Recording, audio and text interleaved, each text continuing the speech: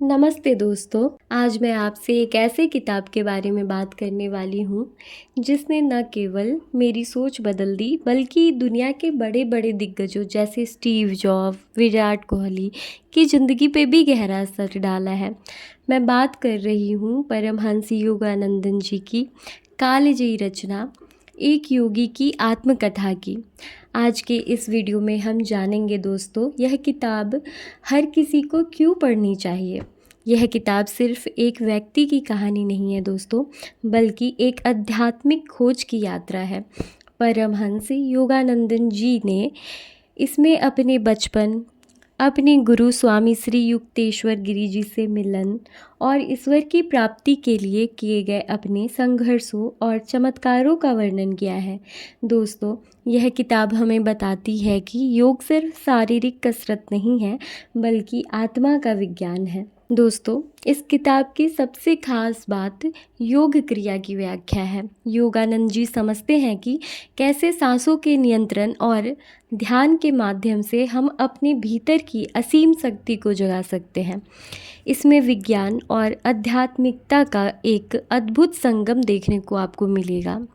दोस्तों, किताब में बताए गए संतों के अनुभव और उनके जीवन के चमत्कार आपको यह सोचने पर मजबूर कर देंगे कि इस भौतिक जगत के परे भी बहुत कुछ है। इस बुक में आप पढ़ोगे दोस्तों कि मन की शक्ति क्या है। मन ही सब कुछ है दोस्तों।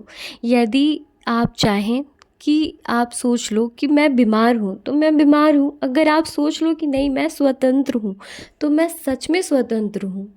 जब तक हम सोचते हैं कि नहीं हमारे अंदर नहीं, मेरा तो आज बहुत तबीयत ख़राब है, तो हम सच में बीमार होने लगते हैं दोस्तों।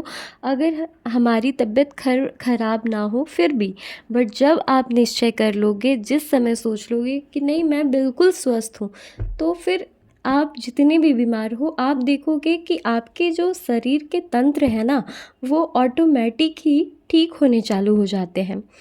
ठीक है, वैसे ही दोस्तों, जब आप सोचते हैं कि मैं बंधन में हूँ तो मैं बंधन में हूँ, और जब आप सोच लेते हैं कि नहीं मैं स्वतंत्र हूँ तो मैं सच में स्वतंत्र हूँ।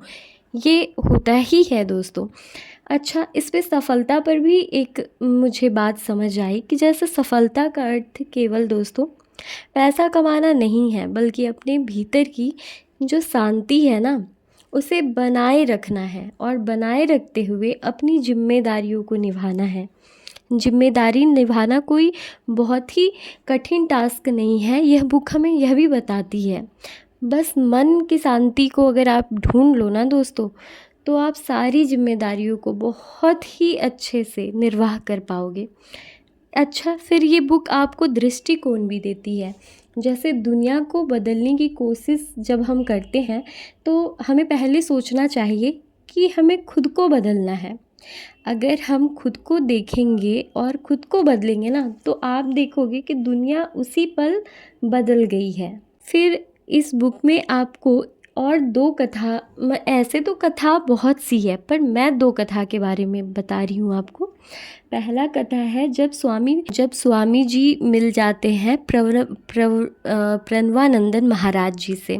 ठीक है, तो आप देखेंगे दोस्तों कि किताब में एक किस्सा आता है स्वामी प्रणवानंद जी का, जिन्हें दो शरीर वाले स्वामी कहा जाता था। उनका यह खासियत था ना कि वो एक समय में दो अलग अलग जगहों पे उपस्थित हो सकते थे। फिर दोस्तों एक और कहानी आती है। इसमें योगानंदन जी जो हैं वो बाघ स्वामी के साथ मुलाकात करते हैं। बाघ स्वामी ऐसे गुरु होते हैं जो अपनी भुजाओं से बाघों से लड़ाई करते थे, लेकिन बाद में वे एक अहिंसक संत बन जाते हैं।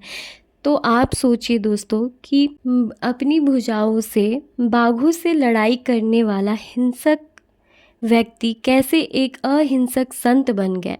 तो यह भी आप पढ़ोगे तो आपको समझ आएगा कि मन की शक्ति कितनी असीम होती है और हम कुछ भी कर सकते हैं मन की शक्तियों से, है ना। फिर यह बुक आपको और एक सीख देती है कि असली शक्ति शारीरिक बल में नहीं, बल्कि अपनी इंद्रियों और क्रोध पर विजय पाने में है।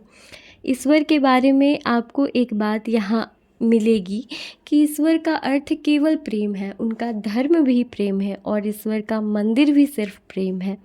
मैं आपको यह बताना चाहती हूँ कि योग का विज्ञान भौतिक नहीं है। मतलब कि योग का जो विज्ञान है ना, इस बुक में बताया गया है कि वो फिज़िकल नहीं है, उससे कहीं ऊपर चमत्कार है और चमत्कार से भी ऊपर आत्म संयम है।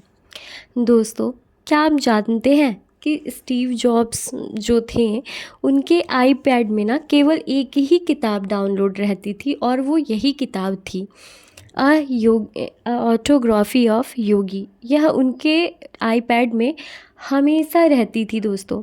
और जब उनकी मृत्यु हुई ना, तो हर किसी को एक एक बुक की प्रति दी गई। ये स्टीव जॉब्स का मैं कहूँगी ये स्टीव जॉब की अंतिम इच्छा थी।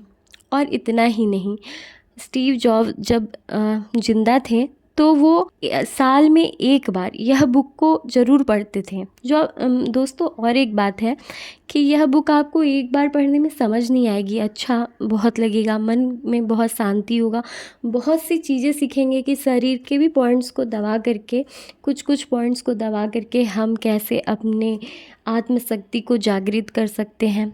बहुत कुछ आपको सीखने मिलेगा। लेकिन सबसे जो ज़रूरी चीज़ आपको मतलब मिलेगा ना, वो ये कि संयम कैसे रखा जाता है, आत्मशक्ति क्या है ना। तो ये सब सीखने के लिए आप एक बार पढ़ के बुक नहीं समझ पाओगे, आपको बार बार पढ़ना पड़ेगा। और एक बात दोस्तों, क्या आपको लगता है कि चमत्कार सिर्फ कहानियों में होते हैं? इस किताब के इस अध्याय को सुनने के बाद आपकी राय बदली या नहीं बदली दोस्तों, मुझे ज़रूर बताइएगा। एक योगी कैसे बिना कुछ खाए पिए महीनों रह सकता है, इसका विज्ञान और कारण योगानंदन जी ने बहुत ही सरल भाषा में समझा दिया है। जब आप बुक पढ़ोगे ना, तो आपको ज़रूर समझ आएगा। व्यक्तिगत रूप से मैं बताऊं तो मुझे किताब ने सिखाया